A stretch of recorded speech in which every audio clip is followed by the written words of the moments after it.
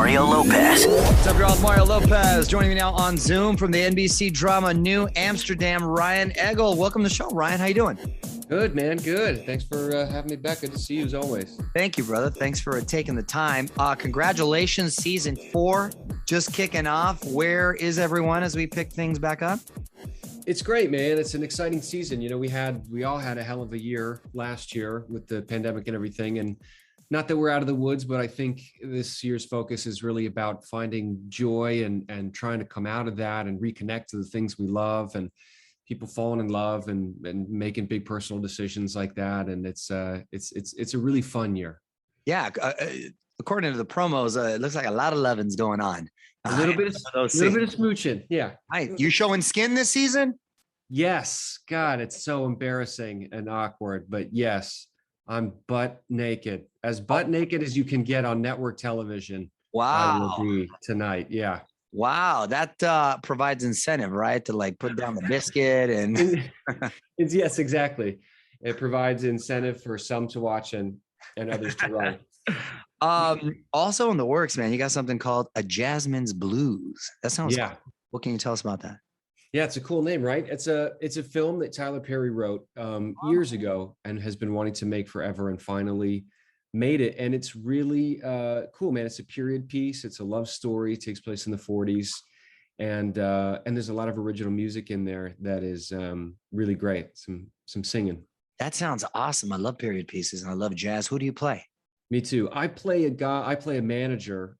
He's actually a guy who survived the Holocaust and has come over from Germany and is trying to sort of put his life back together in the American South and working with these blues musicians. So he's totally kind of fish out of water, and it's a cool character. Yeah, with Tyler behind it, that's going to be great, man. Congrats on that. Yeah, man, and what's this I saw on IG? You're helping a bunch of rescue puppies, or you're trying? Oh yeah, that was so fun. That was for Clear the Shelters. They had an initiative where they were helping fly in some at-risk dogs and cats from some shelters in Louisiana that needed some help over here to get medical care and to get adoptions going. And so they flew them in on these planes, and then we unloaded these amazing dogs, and it was heaven for me because I'm a dog freak. So I just got to hang out with a bunch all day, and it was pretty cool. You have a dog? I do. I have a pit named Jody. She's a rescue. Nice. And, do you have dogs? I have 3. 3. So that's yes. I want 3, and then 6. What kind of dogs do you have? I have French bulldogs. Amazing. 3 Frenchies. Yeah, I got 3 kids. Each kid's got a dog. That's amazing. The dog has a dog. It's ridiculous. That's why I got the dog, actually, for the other dog to kind of keep it going. And right. My one dog is like living forever. Right. I told my wife, I said, Julio just plans on living forever, I guess. He's just hanging out forever. King of the castle. You know, Jocko on our show, he's got 2 Frenchies as well. So you guys should have a French bulldog play date. I love it. They're the best little dogs. They're awesome. I should have asked you this regarding Jasmine's Blues, but you're a musician as well, right? Yeah, I play a little bit. I play guitar and piano. Okay. And yeah, man, God, if I had it to do over again, I would go back to the beginning and I would just freaking be a rock and roll star. That's the way to go. Forget this acting thing, man. Right? Yeah, music's the cool. I feel like music's the coolest. Then actors was definitely behind that.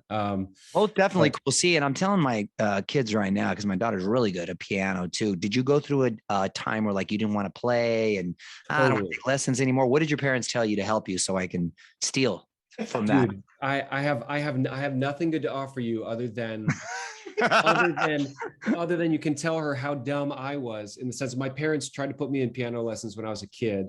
I took like 1 or 2 lessons and I was like, this is lame. Like, piano's for nerds. I don't want to do this. Right. And then later on my own, and my dad plays beautifully, I should say. So I picked up from him a little bit. And then later on my own, I just kind of, pick up a few things here and there from friends and my dad and just kind of sit and play and sort of figure it out that way. And now I love it. And I have a good sense of the piano. I can play well for someone who's not that practiced. But man, what I would give to go back in time and take those lessons and really understand everything. Like, I don't know how you express that to a kid. We're recording this. I'm going to Okay. play this for her. That was a big help. Good. Thank you. That actually was really, really cool and appreciate it. Thank you. What about dating? Are you single right now or?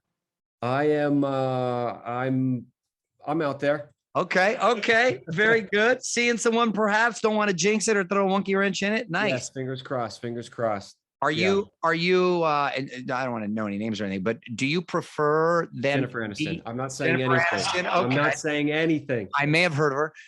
Do you prefer them to be in the industry considering how fluid the schedules are so they kind of get it? Or would you prefer if they're not so they don't? Totally. I'm curious what you think on this too. For me, I think I find that it's easier. It's nice dating someone not in the industry. It is. Because when you're in this industry, it gets so, it's easy to be all, I don't know what the right, just sort of self-consumed. Sure, and everything's important and this movie and all this, and everything becomes so, it's nice to have somebody remind you like, dude, relax, it's not that important, and someone with their feet on the ground. So yeah, that's my 2 cents. What do you think? Yeah, no, I think, there's pros and cons in both, right? Because that person that helps keep you centered and real. Yeah. What do you mean you now have to work? You told me we plan it. Well, I'm not, the schedule changes and this and that. It's kind of hard, right? So, but if you get a good understanding person, obviously, as you know, so don't discriminate. Keep the No, exactly. It is true. It is really nice when you do date someone who does what you do. They get it. Because they get it. They get the late nights or the whatever all that stuff. Yeah, exactly. Yeah. I'm sure you're doing just fine with your music playing, cute pit bull having. You get the guitar out. There you go. Yes, woo away. Well, meanwhile, we will be watching New Amsterdam, which is on Tuesdays on NBC. Ryan, thanks for checking in, brother. Thanks, man. Good to see you. On with Mario Lopez.